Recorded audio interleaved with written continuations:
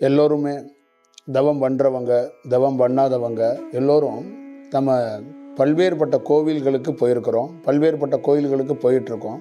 கோவில்களில் போயிட்டு உண்டியலில் காசு போடுறது, இல்லை நமக்கு விபூதி குங்குமம் கொடுக்க வரும்போது தட்டில் காசு போடுறது, ஏழைங்க போடுறாங்க, பணக்காரவங்க போடுறாங்க.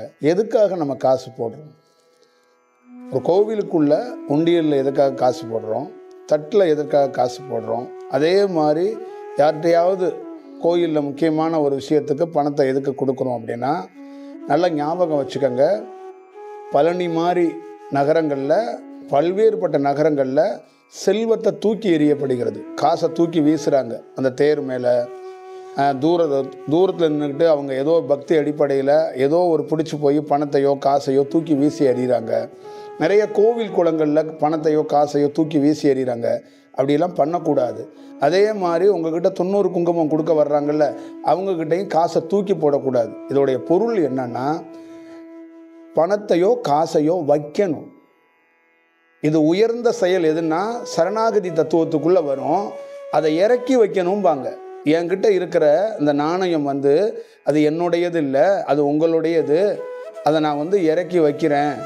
இப்போ என் கையில் சரணாகதியாக அடையிறதுக்கு எதுவும் இல்லை, என் கையில் இந்த செல்வம் தான் இருக்குது, அதை நான் உங்ககிட்ட வைக்கிறேன். அது 1 ரூபா நாணயமாக இருக்கலாம், அது 5 ரூபா நாணயமாக இருக்கலாம், அது 100 ரூபா பணமாக இருக்கலாம். ஆனால் அதை தூக்கி போடக்கூடாது, அதை இறக்கி வைக்கணும். அதை இறக்கி வச்சிங்கன்னா உங்கள் வாழ்க்கையில் நீங்கள் உயர போகிறீங்கன்னு அர்த்தம். ஒரு விஷயம். இரண்டாவது விஷயம், 90 விழுக்காடு மக்கள் ஏழையாக இருக்கலாம், பணக்காரவங்களாக இருக்கலாம்.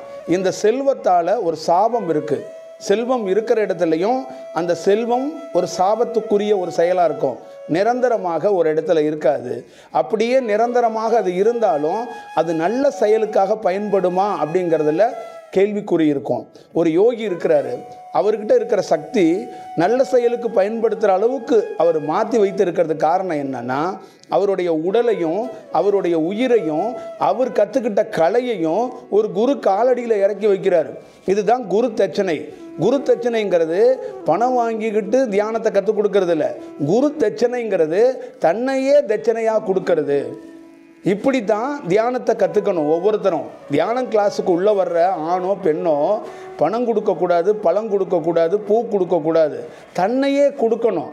தன்னை சரணாகதியில் நான் என்ன ஒரு சங்கல்பமாக நீங்கள் எடுத்துக்கங்க அப்படிங்கிற வார்த்தையால் கொடுக்கறது. அந்த உண்மை தத்துவத்துக்குள்ளே நிற்கணும். நம்ம காலகஸ்திக்குள்ளே நிற்கிறோம். அப்படித்தான் அந்த கண்ணப்பர் அப்படின்னு சொல்லக்கூடியவர் தன்னுடைய சரணாகதி தத்துவத்துக்குள்ளே தன்னுடைய கண்ணையே கொடுத்தார். அதுதான் உயர்ந்த தத்துவம். அப்போ இந்த செல்வத்தை நீங்கள் கோவில் உண்டியலில் இறக்கி வைக்கும்போது, தட்டுகளில் பணத்தை போடும்போது, அந்த செல்வத்தில் இருக்கிற சாபம் நீங்கும். அந்த செல்வத்தால் உங்களுக்கு துன்பம் வராது. அந்த செல்வத்தால் ஒருத்தட்ட தலை குனிஞ்சு நிற்க மாட்டீங்க. அந்த செல்வத்தால் நீங்கள் எந்த பாதிப்பும் அடைய மாட்டீங்க. உங்ககிட்ட செல்வம் இருக்கிறது எல்லா செயலுக்கும் அது உபயோகமாக இருக்கும்.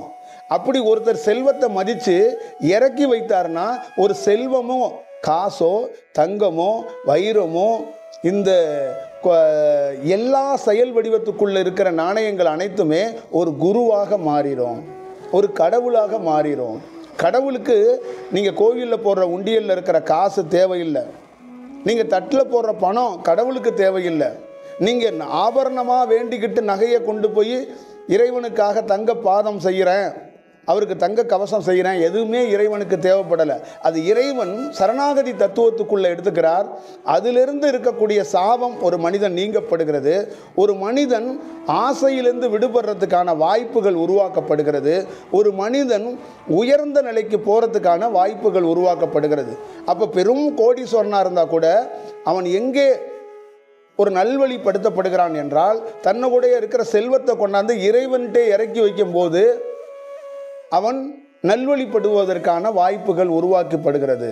அப்போ ஏழையாக இருந்தாலும் பணக்காரர்களாக இருந்தாலும் நீங்கள் எந்த ஆலயத்துக்கு போனாலும் தயவு செய்து செல்வத்தை தூக்கி எறியாதீர்கள்.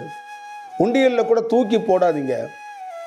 கூட்டமாக இருக்குன்னா எங்கேயாவது ஒரு மூலையில் கூட இறக்கி வச்சுட்டு வாங்க. அதை வச்சுட்டு வரணும், அதை வைக்கணும். அதுதான் ரொம்ப முக்கியம். அது சின்ன அசைவு இல்லாமல் அப்படி வைக்கணும்னு சொல்லுவாங்க. அதுதான் அதுக்கு உயர்ந்த செயல்னு பொருள். தயவு செய்து அதை பார்த்துக்கங்க. இது மக்களாகிய உங்களுக்கு எல்லாருக்கும் இது நிச்சயமாக உங்களுக்கு தேவைப்படும். அதனால தான் இதை சொல்கிறோம். ஒரு நல்ல செயலில் சந்திப்போம். நல்லதாக இருக்கட்டும்.